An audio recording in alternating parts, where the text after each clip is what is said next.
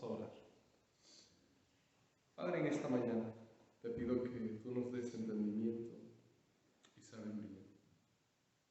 Que tú nos guíes, Señor, para entender lo que tú quieres decirnos hoy, Padre. Y te pido esto, Señor, en el nombre de Cristo Jesús. Amén. El jefe de una empresa empezó a quejarse de que sus trabajadores no le daban el respeto que él se merecía. Así que por fin un día fue a una tienda donde vendían letreros y compró uno que decía: yo soy el jefe. Se llevó ese letrero al trabajo y con cinta lo colocó en la puerta de su oficina y luego se fue a comer.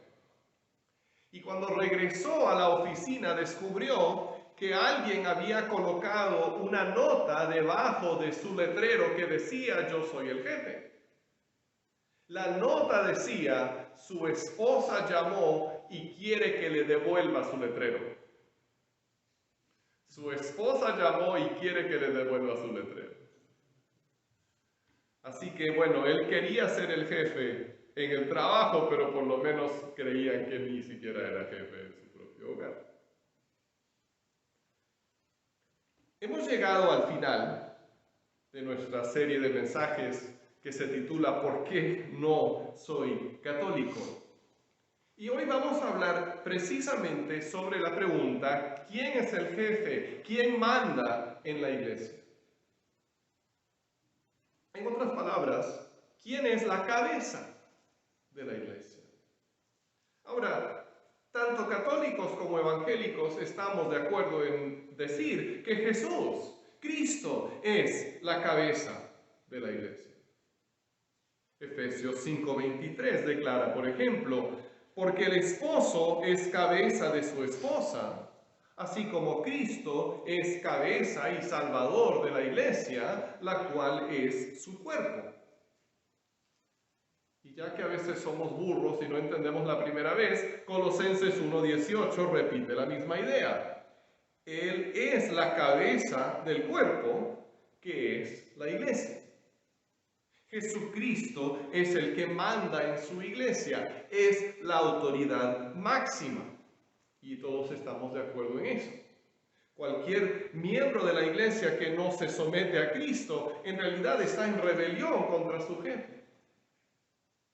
Pero el punto de división entonces entre católicos y evangélicos está en la manera en que Jesús ejerce su autoridad sobre la iglesia.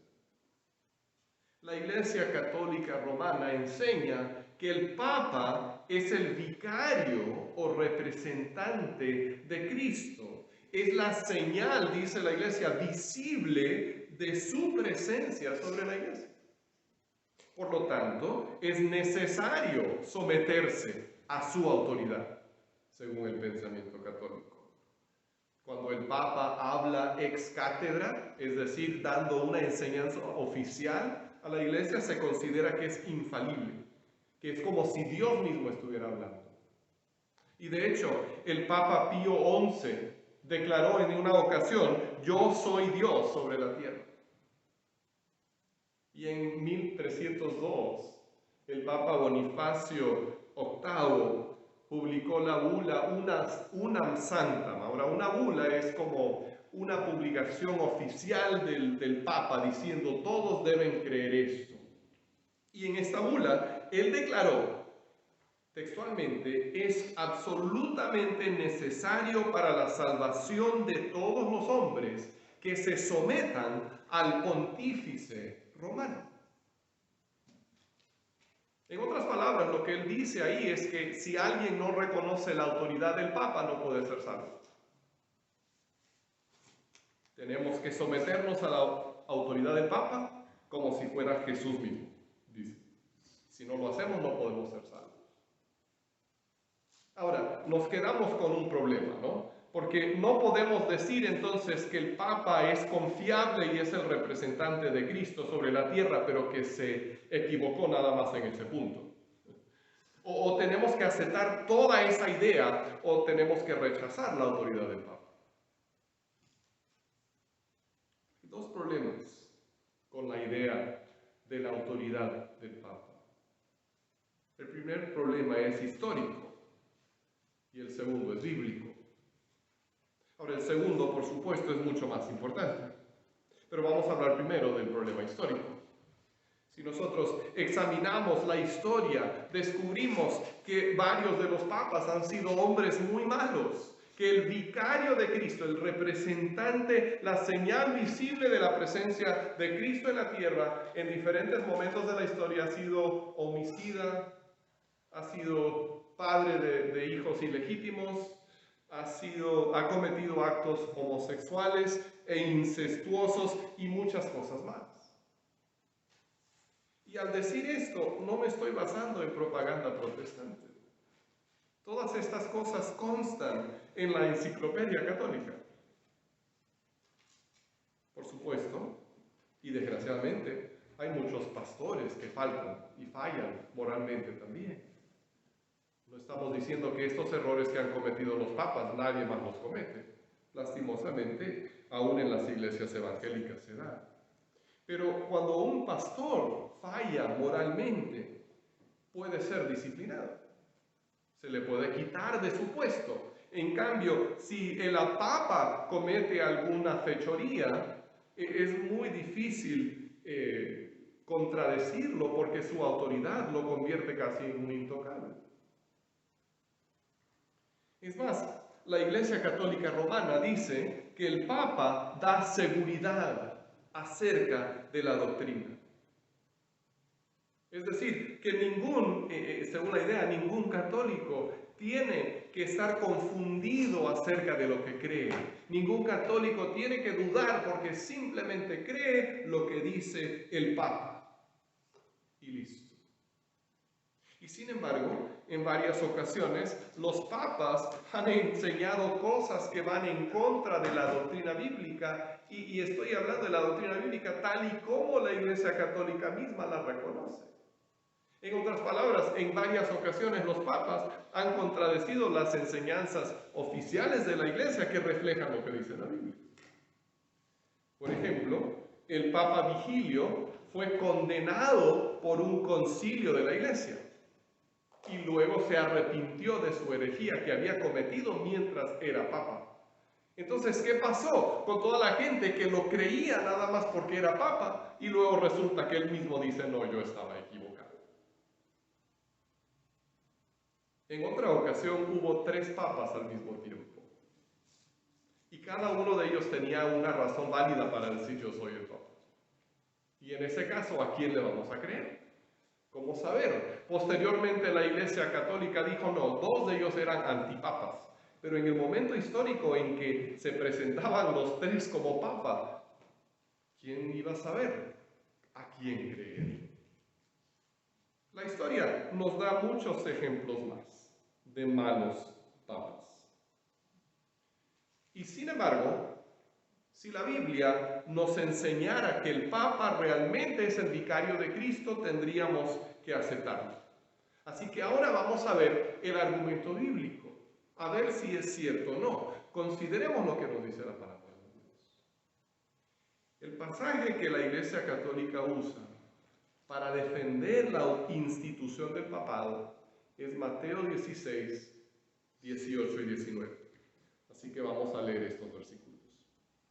Dice así: yo te digo que tú eres Pedro, y sobre esta piedra edificaré mi iglesia, y las puertas del reino de la muerte no prevalecerán contra ella. Te daré las llaves del reino de los cielos. Todo lo que ates en la tierra quedará atado en el cielo, y todo lo que desates en la tierra quedará desatado en el cielo. Ahora, pongamos el contexto de estos versículos. Jesús les había preguntado a sus discípulos quiénes creían las personas que era Él. Él estaba en un punto culminante de su popularidad. Mucha gente lo seguía. Entonces Él se aparta con los discípulos y les pregunta, ¿quién dice la gente que soy yo? Y ellos le respondieron, bueno, algunos creen que eres un profeta, otros que eres Juan el Bautista, que para este tiempo había muerto, que entonces en la idea había resucitado, o que era alguna otra figura de la historia judía. Y Jesús les pregunta, ahora, ¿quién dicen ustedes que soy yo? Esas son las opiniones de la gente. Juan el Bautista, Elías, otro profeta, pero ustedes, ¿quién dicen que soy yo? Y Pedro, de los discípulos, fue el que dijo, tú eres el Cristo, el Hijo del Dios viviente.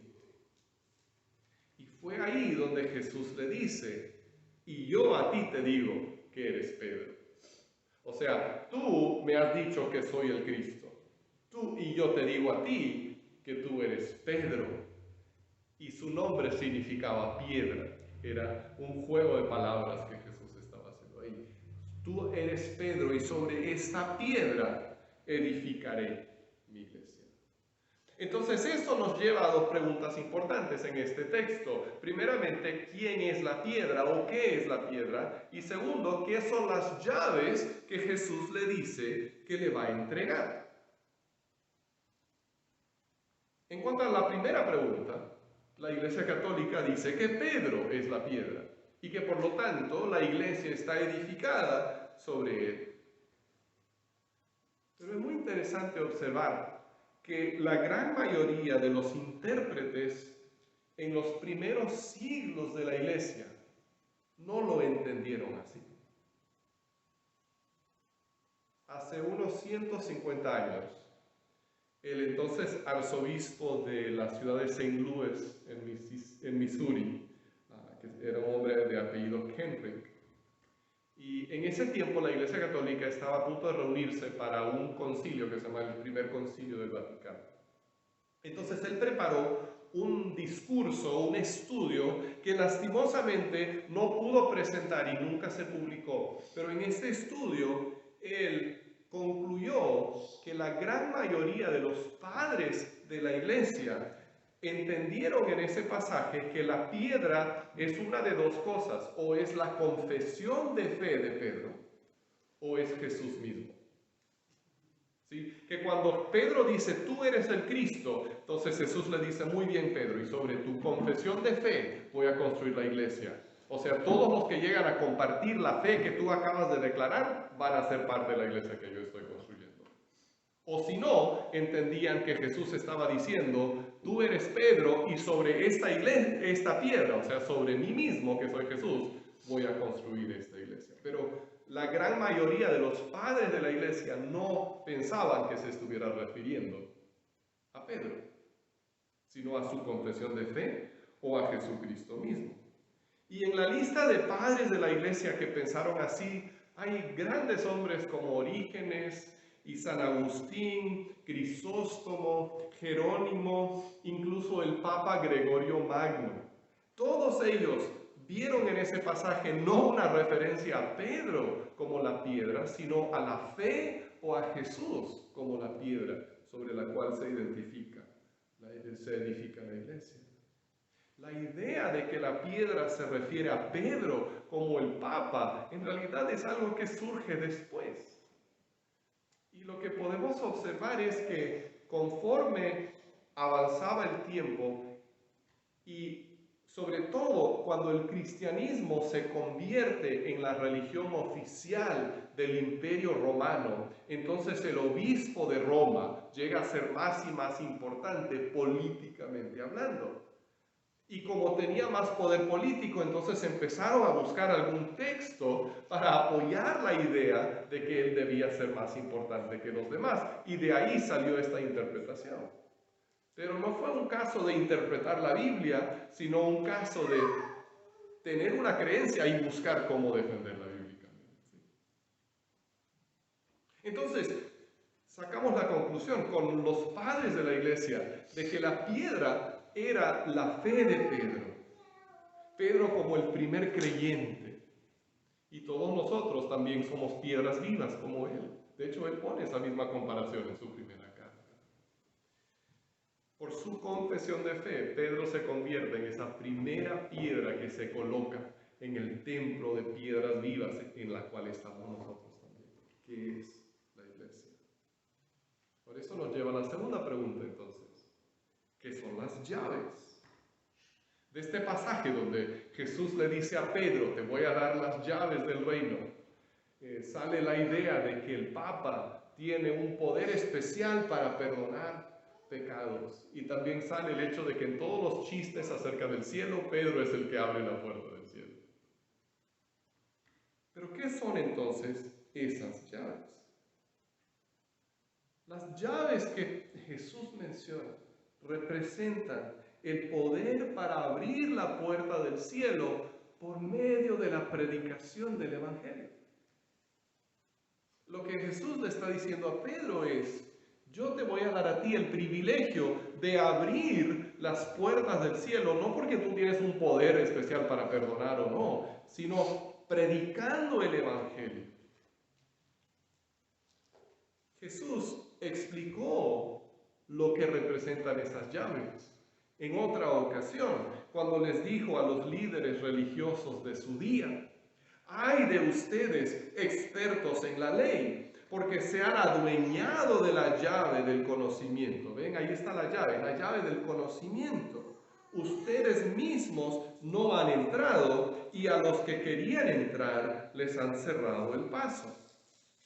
Con sus malas enseñanzas, estas personas estaban cerrando la puerta a la gente para que no pudieran entrar al reino de Dios.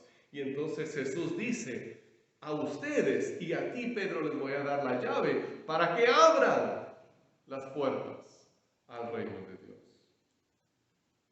Y efectivamente, Pedro fue el primero en predicar el Evangelio el día de Pentecostés. Cuando el Espíritu Santo descendió, lo que marca el comienzo de la iglesia fue Pedro, de todos los apóstoles, el que se puso de pie y predicó el Evangelio ese día. Y Jesús le dio ese derecho. Pero ahora todos podemos decir, en cierto modo, que tenemos esas llaves. Porque tenemos el poder para abrir las puertas del cielo compartiendo con las personas acerca de Cristo. Cada vez que compartimos el Evangelio, estamos abriendo las puertas del cielo para alguien, por medio de esa predicación.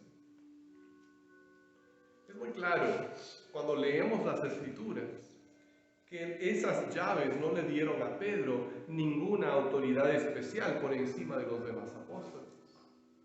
Él no tuvo ningún poder especial para perdonar pecados, por ejemplo, como enseña la Iglesia Católica. A un hombre que había cometido un gran pecado, Pedro le dijo esto: arrepiéntete de tu maldad y ruega al Señor. Tal vez te perdone el haber tenido esa mala intención. ¿Se dan cuenta? Si Pedro hubiera tenido el poder, como dice la Iglesia Católica, de perdonar pecados, él habría dicho, ¿te perdono o no te perdono? Pero más bien él dice, ruega al Señor y pídele a Él que te perdone. Como por decir, yo no tengo esa autoridad, ¿por qué no la tengo? De igual manera, Pedro no recibía el homenaje de las personas.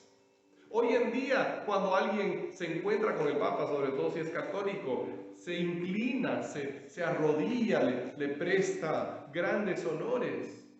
Pero observa lo que sucedió cuando Cornelio hizo lo mismo con Pedro.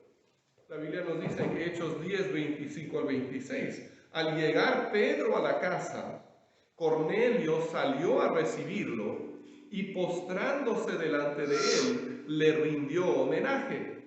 Pero Pedro hizo que se levantara y le dijo, ponte de pie, que solo soy un hombre como tú. Si Pedro fue el primer papa, pues no se portó como papa porque no recibía esa adulación de la gente. En otra ocasión, Pedro se equivocó y tuvo que ser corregido por el apóstol Pablo, como se relata en Gálatas capítulo 2. Obviamente, Pedro, que supuestamente era el primer papa, no era infalible. Tenía que recibir corrección, como cualquier otro creyente. Pedro indudablemente es un personaje muy importante en el Nuevo Testamento, pero no fue el primer papa, y mucho menos tuvo un poder que pasó a sus sucesores. Al principio dijimos que Jesús es la cabeza de la iglesia. Y como hemos visto, aunque la Iglesia Católica enseña que el Papa es su representante, su vicario sobre la tierra, no hay ninguna razón bíblica para creer eso. Al contrario, la Biblia desmiente esa idea. Entonces nos quedamos con una pregunta. Si Jesús no guía a su iglesia por medio del Papa, ¿cómo la guía? Y la respuesta está en que Jesús guía a su iglesia por medio de su Espíritu, en base a su palabra y por su propia autoridad.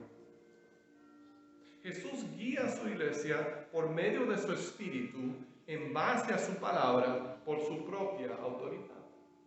Segunda de Timoteo 3, 16 al 17 nos dice esto: toda la Escritura es inspirada por Dios y útil para enseñar, para reprender, para corregir y para instruir en la justicia, a fin de que el siervo de Dios esté enteramente capacitado para toda buena obra. La Biblia es el manual que Dios nos ha dejado para saber qué hacer y cómo hacerlo. Nos enseña, nos corrige, nos capacita para hacer su voluntad. Y también tenemos en nosotros, si somos creyentes, al Espíritu Santo para guiarnos. Juan 16:13 dice esto: pero cuando venga el Espíritu de la verdad, Él los guiará a toda la verdad. Cada creyente tiene al Espíritu Santo para ayudarle a entender la Biblia y tomar decisiones sabias. Y Dios ha puesto líderes en su iglesia y merecen respeto. Pero el Espíritu Santo está en todos. Yo no tengo un monopolio sobre la presencia del Espíritu Santo. Él está presente en cada creyente. Entonces, si nosotros caminamos en sumisión al Espíritu Santo, estaremos unidos en hacer lo que Dios quiere, porque Él nos guiará. Pero hay un peligro que tenemos que evitar. Si con justa razón rechazamos el error de seguir ciegamente al Papa, podemos caer en otro error. Podemos caer en el error de seguir ciegamente a nuestros propios deseos. Habiendo rechazado una autoridad puesta por los hombres, podemos decir: no, yo voy a ser mi propia autoridad. En nuestra vida personal, pero también dentro de la iglesia. Recientemente me contó un pastor amigo sobre algo que había sucedido en una reunión de su iglesia hace mucho tiempo. Estaban a punto de tomar una decisión sobre algo y uno de los diáconos dijo: yo no sé lo que dice la Biblia, porque casi ni la leo, pero lo que yo pienso es... y empezó a dar su propia opinión. Imagínense, si nos portamos así, entonces Cristo ya no es la cabeza de nuestra iglesia. Nuestras opiniones se convierten en la cabeza de la iglesia. Y peor, vamos a estar todos desparramados porque vamos a seguir nuestras propias inclinaciones. Si Cristo va a ser en realidad la cabeza de la iglesia, entonces tenemos que estar buscando su dirección en oración. Tenemos que estarle preguntando: Señor, ¿qué es lo que tú quieres que hagamos? Cristo tiene planes y propósitos para su iglesia, pero solamente las vamos a encontrar si lo estamos buscando en oración. Si le estamos diciendo: Señor, muéstranos tu voluntad. Y si todos hacemos eso, entonces vamos a unirnos. Quizás no va a ser instantáneamente, pero vamos a ser sensibles a lo que el Señor nos dice y vamos a estar de acuerdo y vamos a sentir, sí, eso es lo que debemos de hacer. No porque yo quiero, porque el Señor me dijo que esto es lo que tenemos que